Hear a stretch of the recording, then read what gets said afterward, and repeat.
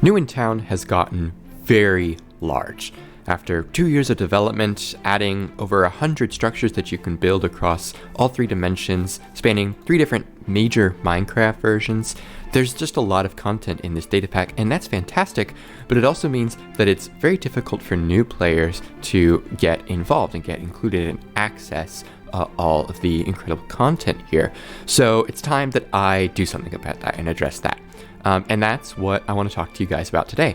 So this next update that I'm working on for New in Town is focusing very heavily on accessibility and improving the experience for new players. And that starts pretty much right away when you get your town charter. Let's go ahead and move this log. So the first thing you'll notice when you load up in the new version is all these particles around you as you hold your town charter. And these are indicating where the wagon is going to be placed when you use the book. So this way you can kind of plan out exactly what space it's going to take up. You can see even the red particles down there for the ground that it's going to kind of fill in, and the green for, the level that you're going to be at. So that way you can, if not accidentally destroy anything you don't want to destroy, have a good idea of what you're getting into.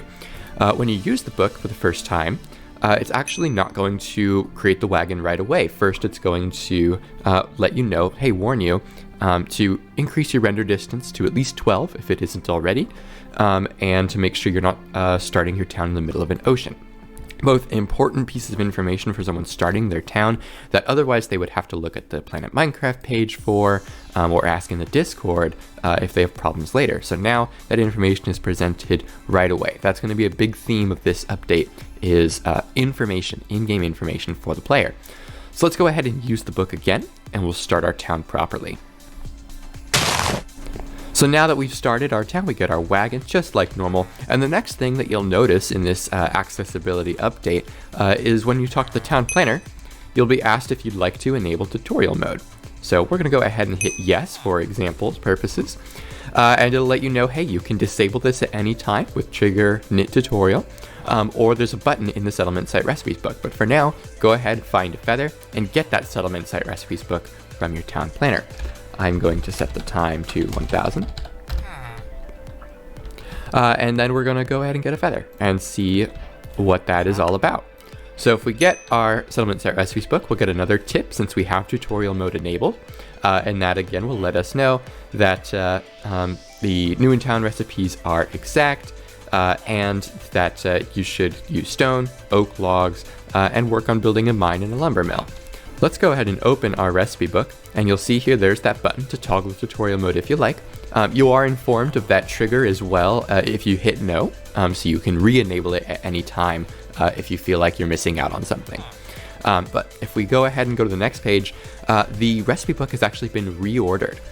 So instead of just a one long index with continued pages and kind of a somewhat arbitrary haphazard order, now they're actually split into categories. So we have our basic category here, which includes the introduction, but also basic structures like the mine, the lumber mill, adventure guild is included here, as well as the wizard tower.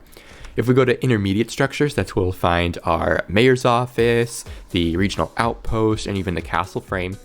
And then on our fourth page here, we have the 3 advanced structures that I've designated, the bank, town square, and observatory. 3 structures that kind of have a lot going on. You don't want to build without kind of knowing what you're getting into. Plain structures, the empty plot, gradual ramp, stone stairs, and the special structures that you build with the unique artifacts found around your town. So this will hopefully, for one thing, make it easier to find the structure that you're looking for based on kind of where it appears in the, how complex it is. But also importantly, a lot of players have told me in the past that when they're building their town, they build the recipes in the order they appear in the recipe book. So now the basic recipe categories are ordered in such a way that if you do that for whatever reason, you'll be prepared when the tyrant inevitably attacks. So you won't feel completely left in the dust with a bakery and a chicken coop that aren't really doing anything to protect your town. You'll have a guard tower, a wizard tower, things like that. Next up, when you have tutorial mode enabled, you'll kind of continue to get tips throughout as you talk to the town planner. You'll get tips like asking for help in the Discord, which includes a link to join. And then if you activate a site planner the first time, it'll give you some information about it and how to use it. So there's a crafting tables, recipes are in your settlement site recipes book, and then when you have the complete recipe in there, open it again while standing nearby. You'll also notice down here, if you want to permanently remove a site planner, light a fire on top of it, but this cannot be undone.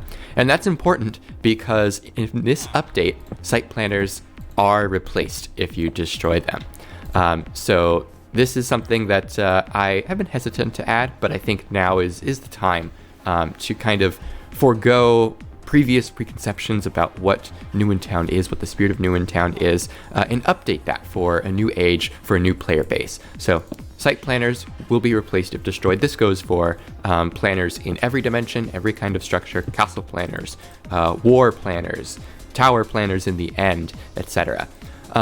With that said though, if you do want to remove them, for whatever reason, if it's kind of in your way, if you built a couple empty plots to cross a river and then wanted to destroy them so that you kind of have two distinct towns, you can do that. You can just go ahead and light a fire on top and it'll go away. That does make it go away forever, permanently, but most of the time there's not really any real reason that should be happening by accident. So, site planners. Next up, let's go ahead. I'm going to skip ahead and build a lumber mill, put a recipe in here, and we'll see why that is in a moment. All right, so I've got our recipe here for the lumber mill. I'm going to slap our building permit in to activate. And you'll see down here, for one, of course, we got a tutorial tip, but more importantly, we got our bucket back. So now any recipes that use a water or lava bucket or multiple will return those empty buckets after the recipe has been complete, after the structure's been built. Just a quality of life change in addition to improve that experience for new players. You don't have to worry about making 10 buckets over the course of the game. You'll always get your buckets back so you can reuse them for future structures, for baking a cake, things like that. Next up, I'm going to demonstrate another kind of nice quality of life change here by first going ahead and teleporting one of the nether attack sites to this location. All right, so I've teleported the first nether attack site to be right here. For those who don't know, nether attack sites get placed when you found your wagon, so they are predestined by the time you start your town and they start appearing. So I've teleported one right there. We're going to skip the time to 12,400, about 5 seconds before that attack will spawn. It should spawn right there. But it did not. Instead, it spawned over here. So that is the next kind of quality of life change that we've gone ahead and added. If a nether attack would break this real quick.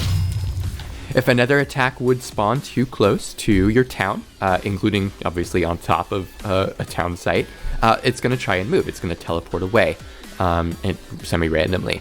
It's kind of in the same way that it would do so when you start your town. That way, you don't have to worry about expanding your town too far out, too wide, and having another attack destroy your mining drill or something. If it seems like it's going to spawn on that mining drill, it's going to try and teleport away. Now, importantly, it's only going to be able to do so if there's enough land around, and that's why it's important that you don't start your town in oceans, so that there's actually room for the nether attacks to move to. But as long as there is, they're going to try and move. Now, if your town is like incredibly wide, like for whatever reason you have 50 empty plots surrounding your town, then it might have some difficulty and it might still destroy something. But most of the time, it's going to be just fine and move out of the way. Importantly as well, this applies to meteors from the observatory. So at long last, you don't have to worry about those destroying your town either. Those will try to move if they would attempt to spawn on top of your town, as long as there is solid land around for them to teleport to.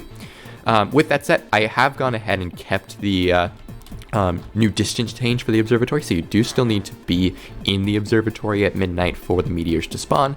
But this way, at least you have that control still, and also don't have to worry about the meteor destroying your town, as long as there's enough land around.